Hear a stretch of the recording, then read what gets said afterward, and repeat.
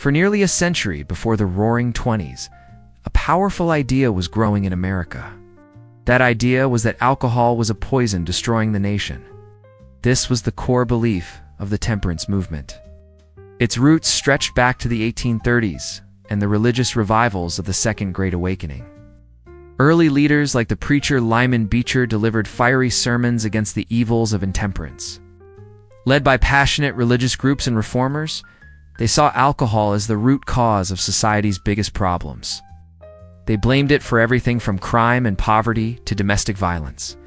They believed that the saloon, the common working man's bar, was a center of vice and political corruption.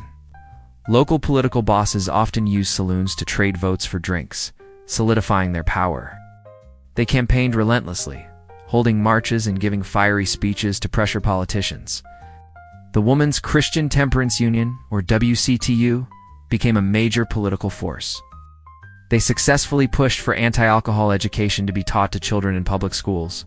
Figures like Carrie Nation became famous for her radical approach, attacking saloons with a hatchet. They argued that a sober America would be a better, more moral America. This movement gained incredible strength over time. Factory owners joined the cause, hoping a ban on alcohol would create a more reliable and productive workforce. They were tired of workers not showing up on Mondays after a weekend of heavy drinking. They saw drinking as a threat to the efficiency and safety of their new industrial machines. The movement also tapped into a deep suspicion of the immigrant communities flooding into American cities.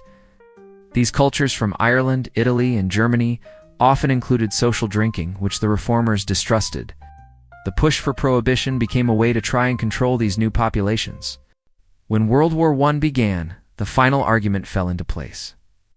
They said the grain used to make beer and whiskey should be used to feed the soldiers fighting in Europe.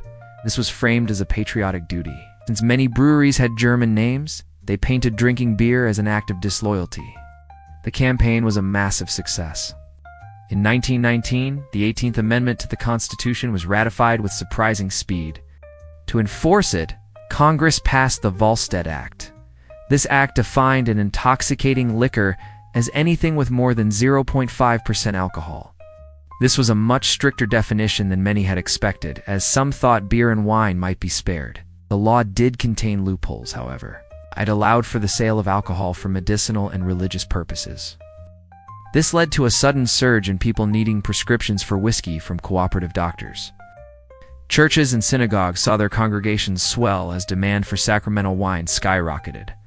A year later, in 1920, the entire country officially went dry. The manufacture, sale, and transportation of these liquors became illegal. The reformers celebrated, believing they had healed the nation's wounds. This great social undertaking was called the Noble Experiment. It would soon spiral out of control. It would create a legacy of crime and chaos that would define an era. The government believed that people would simply stop drinking. They were wrong. The law didn't get rid of the demand for alcohol. It just made it illegal. This created a massive and very profitable black market. The old corner saloon, a public and male-dominated space, disappeared.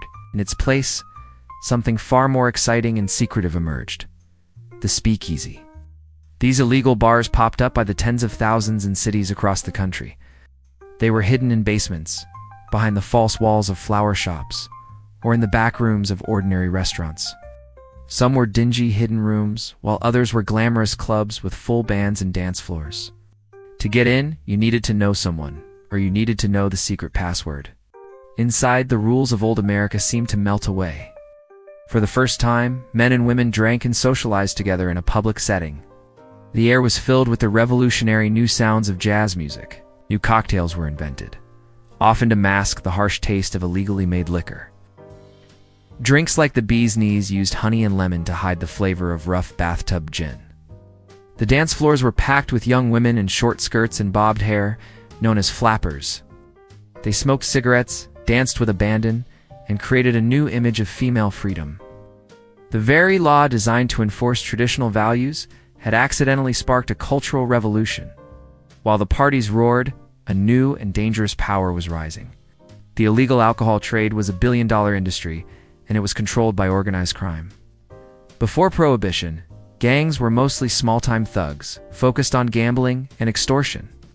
With the immense profits from bootlegging, they transformed into sophisticated, ruthless criminal empires. They operated secret breweries and distilleries, sometimes creating dangerous bathtub gin.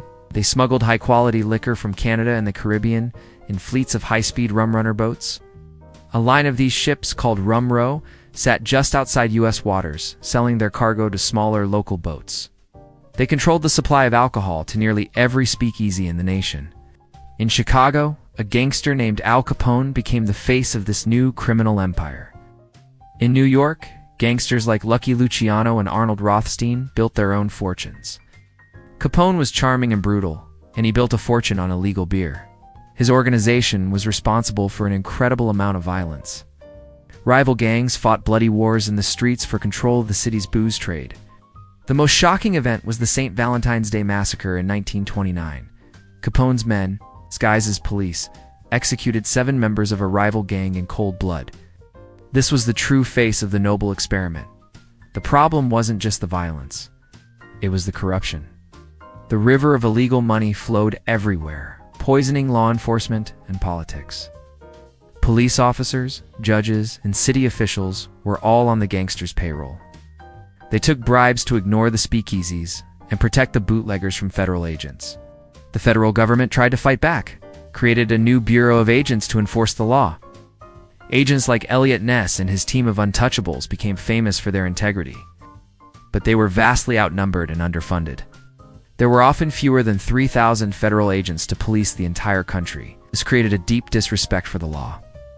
Everyday citizens saw that the rules were being broken by everyone, from the common man all the way to the top. Many started making their own illegal wine and moonshine at home. This could be dangerous, as improper distilling could lead to blindness or death. By the late 1920s, it was clear to most Americans that Prohibition had been a colossal failure. It hadn't created a more moral society. It had created organized crime and made gangsters rich and powerful. The hypocrisy was obvious to everyone. People were tired of the violence, the corruption, and the simple fact that the law was impossible to enforce. Even many of the early supporters of Prohibition began to change their minds.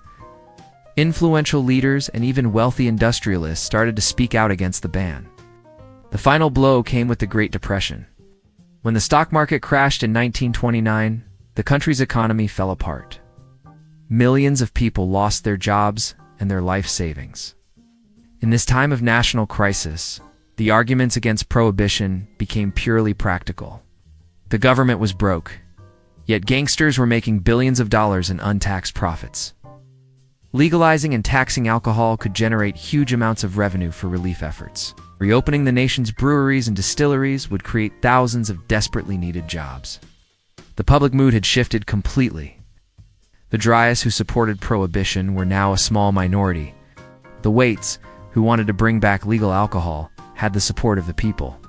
In 1932, Franklin D. Roosevelt ran for president with a key promise to repeal the 18th Amendment. He won in a historic landslide. The end came swiftly. On December 5, 1933, the 21st Amendment was ratified, officially ending Prohibition.